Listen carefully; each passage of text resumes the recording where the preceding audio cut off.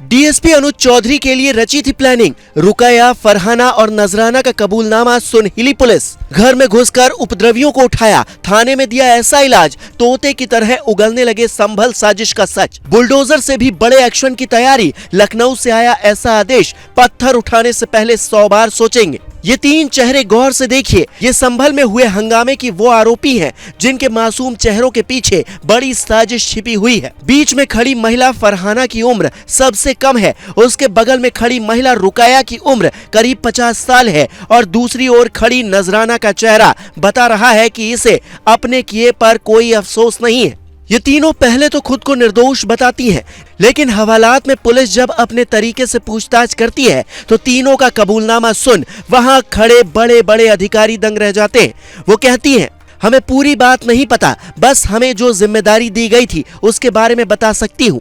महिलाओं की एक पूरी टोली वहां तैयार की गई थी जिन्हें 3 तरह की जिम्मेदारी दी गई थी। पहली जिम्मेदारी थी कि पुलिस के आगे खड़े होकर दंगाइयों को कवर करना ताकि पुलिस उन तक नहीं पहुंच पाए। दूसरी जिम्मेदारी थी कांच की बोतल और पत्थर इकट्ठा करके देने की ताकि वहां तैनात पुलिसकर्मियों पर पत्थर और बोतल फेंके जा सके और उन्हें घेरा जा सके। और तीसरी जिम्मेदारी थी अगर पुलिस पत्थर फेंकने वाले पुरुषों और लड़कों का पीछा करे तो पुलिस के सामने दीवार बनकर खड़े हो जाना। पुरुष पुलिसकर्मियों की संख्या चूंकि ज्यादा थी, इसीलिए मास्टरमाइंड ने ऐसा प्लान तैयार किया था। इन तीनों से पुलिस ने पहले अलग अलग पूछताछ की। उसके बाद तीनों को आमने सामने बिठाकर पूछा किसने कितना झूठ बोला और कितना सच। इसका मिलान पुलिस की कई टीमें कर रही हैं, लेकिन जिस हिसाब से 3 लेयर में दंगाई खड़े थे वो साफ बता रहा है कि प्लानिंग बहुत बड़ी थी। संभल शहर में बतौर चौकी इंचार्ज तैनात दीपक राठी जो एफआईआर दर्ज करवाते हैं उसमें साफ साफ लिखा है, डीएसपी अनुज चौधरी और हमने भीड़ को काफी समझाने की कोशिश की लेकिन वो नहीं माने। उन्होंने सरकारी गाड़ियों में तोड़फोड़ की, खुलेआम पुलिस को निशाना बनाया। भीड़ में से एक शख्स ने डिप्टी एसपी को निशाना बनाकर गोली चलाई जो उनके पैर में लगी और वो घायल हो गए। भीड़ का मकसद डिप्टी एसपी की जान लेना था। ऐसे में एक सवाल ये भी उठता है कि आखिर अनुज चौधरी से भीड़ की क्या दुश्मनी थी। कहा जा रहा है कि घटना वाले दिन से पहले ही उनके खिलाफ संभल में माहौल बनने लगा था, क्योंकि सीओ अनुज चौधरी दल बल के साथ पहले ही दिन से मुस्तैद थे और वो हर हाल में जज के आदेश का पालन करवाना चाहते थे।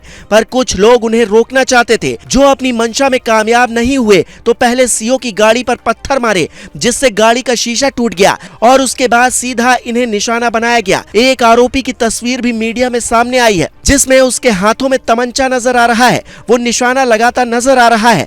ऐसे ही कई आरोपियों के पोस्टर यूपी पुलिस छपवा रही है। पुलिस की कई टीमें संभल केस में 7 अलग अलग एंगल पर जांच कर रही हैं। पहला एंगल, जामा मस्जिद के आसपास भीड़ किसके कहने पर जमा हुई, हजारों की भीड़ को न्योता किसने दिया। दूसरा एंगल, जिस वक्त घटना हुई वहां कितने मोबाइल नंबर एक्टिव थे, उनका डेटा इकट्ठा किया जा रहा है। तीसरा एंगल, सीसीटीवी कैमरे जो वहां लगे थे वो किसने तोड़े, उसकी फुटेज डीवीआर की मदद से रिकवर की जा रही है। चौथा angle, 27 mobile phone forensic lab में जांच के लिए भेजे गए हैं ताकि डिलीटेड मैसेज और फोटो वीडियो रिकवर हो। पांचवा एंगल, किन किन सोशल मीडिया हैंडल्स पर आपत्तिजनक पोस्ट किए गए उनके मैसेज को एनालाइज किया जा रहा है। छठा एंगल, मोबाइल वीडियो और ड्रोन कैमरे के फुटेज खंगालने, आरोपियों की पहचान के लिए स्पेशल टीमें लगाई गई हैं। सातवां एंगल, स्थानीय लोगों के बयान दर्ज कर सच्चाई पता की जाए ताकि प्लानिंग कब और कैसे बनी इसका पूरा खुलासा हो। हालांकि एक तरफ पुलिस की जांच है तो दूसरी तरफ कुछ लोग पुलिस एक्शन पर ही सवाल उठा रहे हैं। यूपी विधानसभा में नेता प्रतिपक्ष और अखिलेश यादव के करीबी नेता माता प्रसाद पांडे ये दावा करते हैं कि पुलिस 2 तरीके के हथियार रख रही है, पहला वैध और दूसरा अवैध। इस घटना में अवैध वाले का इस्तेमाल किया गया है। सपा के नेता तुष्टीकरण के मोह में इतने बड़े धृतराष्ट्र बन चुके हैं कि वो कह रहे हैं कि भीड़ में पुलिस सादी वर्दी में भी खड़ी थी और उसने उपद्रवियों को बुलाकर इस घटना को अंजाम दिलवाया। लेकिन सवाल यह है कि पुलिस ऐसा करेगी क्यों?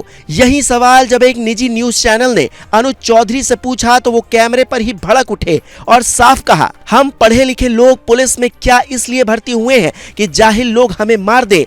हमारा भी परिवार, घर है और बच्चे हैं। हमने तो खूब समझाने की कोशिश की और पोस्टमार्टम रिपोर्ट में ये बात साफ हो चुकी है कि जिनकी मौत हुई वो पुलिस की गोली से नहीं हुई है। बावजूद इसके संभल पर सियासत जारी है। सपा सांसद जियाउर रहमान बर्क को पुलिस ने नोटिस जारी किया है। कई बड़े लोग पुलिस की रडार पर हैं। फिलहाल यूपी पुलिस पत्थरबाजों के लिए ऑपरेशन कुर्की लॉन्च करने वाली है, जिसके तहत इनसे सरकारी संपत्ति के नुकसान की न सिर्फ भरपाई करवाई जाएगी बल्कि इन पर जुर्माना भी लगाया जाएगा। और इस बार इनका ऐसा इलाज होगा कि आगे से पत्थर हाथ में लेने से पहले इनकी 7 पुश्तें भी 100 बार सोचेंगी।